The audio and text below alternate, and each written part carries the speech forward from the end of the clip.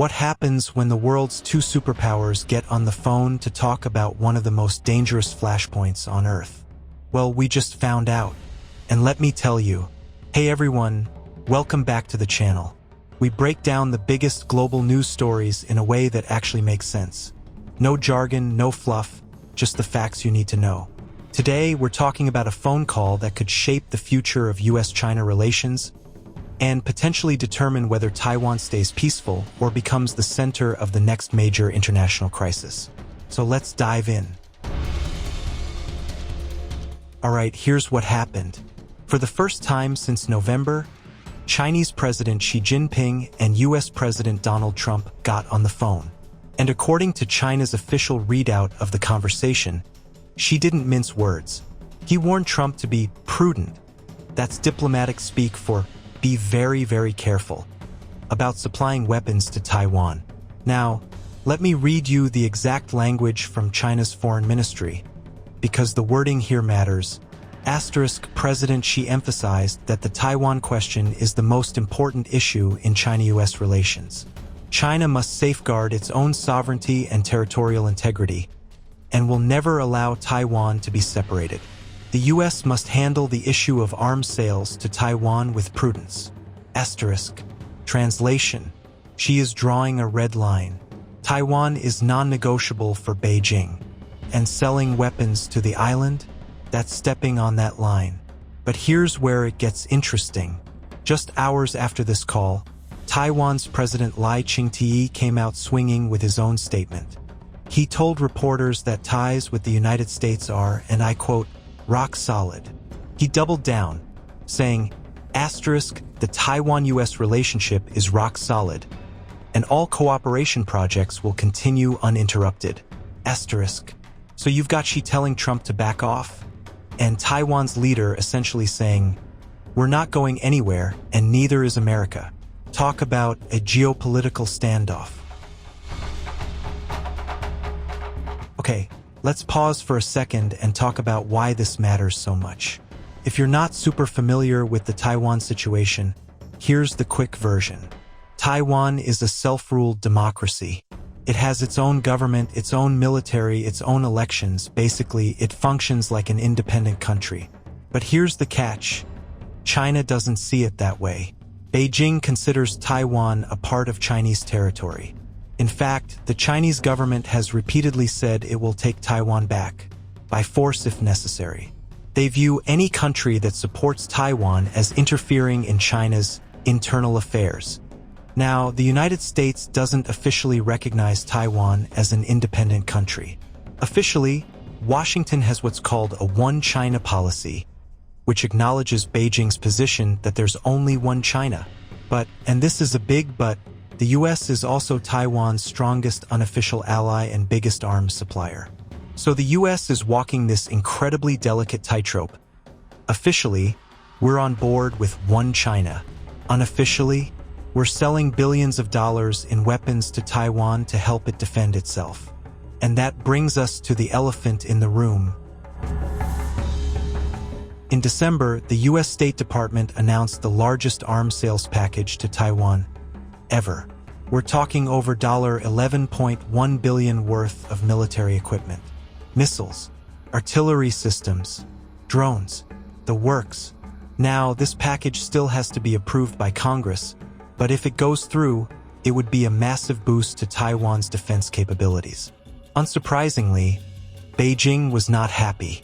In late December, China responded by conducting 2 full days of military drills around Taiwan.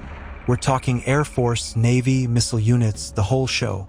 It was a clear message, don't test us. But here's the twist. It's not just China that has a problem with this arms deal. Inside Taiwan itself, there's pushback. The opposition party, the KMT, has been vocal about their concerns. And Taiwan's opposition-controlled parliament? They've actually blocked President Lai's budget plan, which includes a $40 billion special defense budget. Instead, they're proposing a much smaller defense spending plan. So you've got Taiwan's president trying to ramp up military spending to 3.3% of GDP, and his own parliament is saying, hold on a second. Why? Well, Some lawmakers and citizens are worried about escalating tensions with China. Others are concerned about the cost. And some just don't trust that this is the right move. It's a complicated situation, even within Taiwan itself. Now, let's get back to Trump. After the call with Xi, Trump posted on Truth Social, his social media platform, saying the conversation was excellent and thorough. He said they didn't just talk about Taiwan. They also discussed Russia's war in Ukraine, the situation with Iran, and this is interesting, China buying more oil and gas from the United States. In fact, Trump mentioned that China is considering buying 20 million tons of U.S. soybeans this season, up from 12 million tons last season. So trade was clearly on the table. And here's the kicker. Trump said he's planning to visit China in April. That would be his first trip there during this term in office. So what does all this mean? Well, it seems like both sides are trying to find some common ground, whether it's through trade deals or diplomatic visits. But the Taiwan issue? That's not going away. It's the third rail of U.S.-China relations, and it's only getting more sensitive. Alright, so why should you care about a phone call between two world leaders and an island in the Pacific? Because Taiwan sits at the heart of some of the most critical global issues right now. First, there's the geopolitical angle.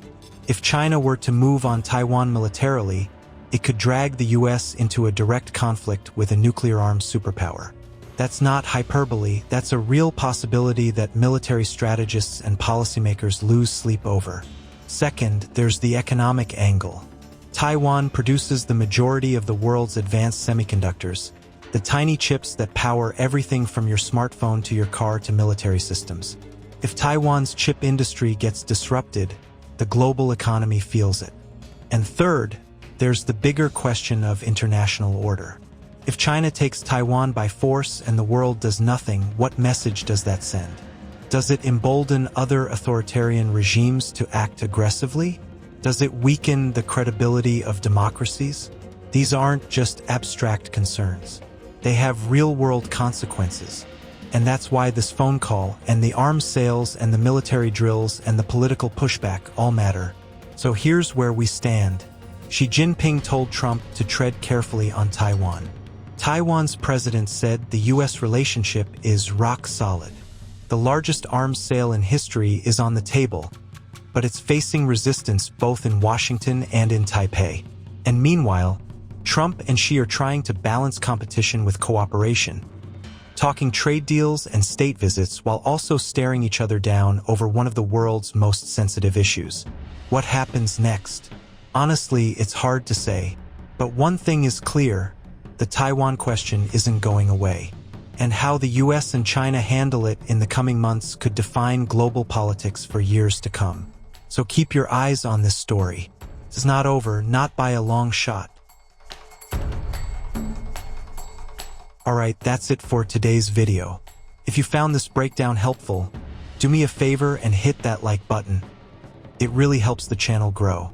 And if you want to stay updated on stories like this, make sure you're subscribed and have notifications turned on so you never miss an upload. Drop a comment below and let me know. Do you think the US should continue arming Taiwan?